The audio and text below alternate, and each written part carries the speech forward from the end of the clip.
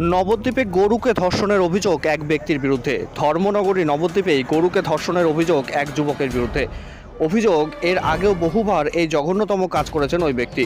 ঘটনাটি নদিয়ার নবদ্বীপের চর স্বরূপগঞ্জ চর ব্রহ্মনগর এলাকার। অভিযুক্ত ব্যক্তির নাম বিধান সরকার। জানা যায়, গতকাল রাতে ওই এলাকার এক বাসিন্দা তার বাড়ির গোয়াল ঘরে গরু রেখেছিলেন।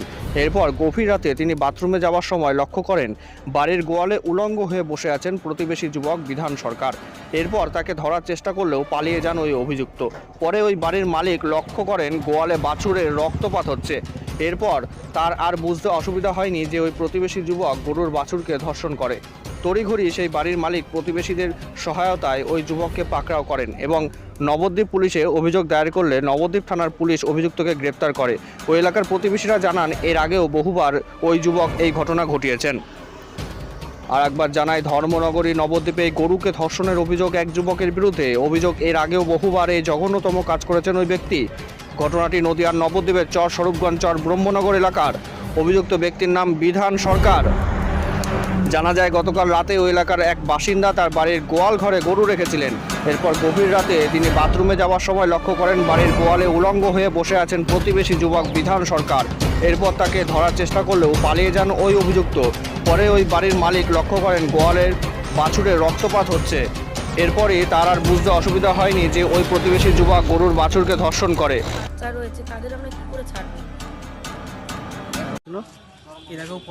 এর আগেও তিনবার আমাদের পাড়াতে এই অঘটন ঘটিয়েছিল। আর শুক্রবার থেকে আমাদের বাড়িতে এরকম বাছুরের সাথে এরকমভাবে নির্যাতন করে যাচ্ছে। গত পরশু দিন আমি বাথরুমে যাওয়ার সময় হঠাৎ করে লাইট জ্বালিয়েছি। লাইট জ্বালানোর সঙ্গে সঙ্গে দেখছি আমাদের বাড়ির পেছনের বাড়ি বিধান সরকার বলে ছেলেটা ও আমাদের গোয়ালঘর থেকে উলঙ্গ অবস্থায় আমাদের গোয়ালঘর থেকে বেরিয়ে গিয়ে পালিয়ে গেছে। পালিয়ে যাওয়ার পর আমি গোয়ালঘরের সঙ্গে সঙ্গে গিয়ে দেখি বাছুরের পেছন দিয়ে পেছাপের জায়গাটা দিয়ে অজস্র রক্ত ঝরছে। তারপর সঙ্গে সঙ্গে ওদের বাড়িতে পরের দিন আমরা সকালবেলা গিয়ে চটি পেয়েছি খুঁজে চটি দেখানোর পরে ও বিশ্বাস করছে না, অস্বীকার করছে। তারপরে আমরা বিকালবেলা গিয়ে ওদের মীমাংসার জন্য বলেছিলাম, ওরা স্বীকার করেনি। আমরা তারপরে পুলিশ থানায় গেছি, থানায় গিয়ে আমরা টোটালটা বলেছি। বলার পরে আমরা লিখিতভাবে নিয়েছে। তারপরের দিন আবার আজকে সকালবেলা আমাদের ফোন করার পরে আমাদের বলার পরে ওরা পুলিশ পাঠিয়েছিল। পুলিশ এসে ওকে পাইনি, বাড়িতে পাইনি। এবার আমরা পুলিশ বিকালবেলা আমার মামার ছেলে বলেছে যে এরকম জায়গায় ও দাঁড়িয়ে আছে। সাথে কি হয়েছে, বাছুরের সাথে ওই অবস্থায় বাছুরের সাথে শারীরিক নোংরা খারাপ কাজ করেছে। এর আগে একদিন করেছে। বাছুরের সমস্যা নিয়ে আর কি তোমার বলেছিল থানার থেকে যাওয়ার কথা, তো ওকে ধরে আমরা নিয়ে গেছিলাম। বাছুরের কি সমস্যা? বাছুরের সমস্যা বলতে বাছুরের সাথে বাজে নোংরামো কাজ করেছে। কে করেছে? বিধান সরকার। তো তারপর আমাদের মানে গ্রামে যে পুলিশ রয়েছে, তো উনি বলছে যে ওকে ধরে নিয়ে আসার কথা। তো আমরা মারধর কিছু করিনি, ধরে নিয়ে এসেছি। নিয়ে আসার পর ওদের বাড়ির থেকেও সবাই এসছে। আসার পর আমার বর দিদিরা সবাই কথা বলছে ওনার সাথে। সঙ্গে সঙ্গে ওদের বাড়ির 3 বউ কথা বলার বলতে বলতে আমার গায়ে হাত তোলে, মারে এমন, প্লাস আমার চুলমুল একদম ছিঁড়ে দেয়, নাইটি পুরো একদম ছিঁড়ে গেছে। পায়ে ধাক্কা মেরে ফেলে দিয়ে পা আমার একদম কেটে গেছে, আমার পা পর্যন্ত মুচকে গেছে, আমি হাঁটতেও পারছি না। তো আমি এটার একটা শাস্তি চাই, যাকে আমরা মা ভাবি। আমার কিছু বলতে পারছি না আমি। এখানে ছেলেটার নামে এখানে অভিযোগ উঠেছে।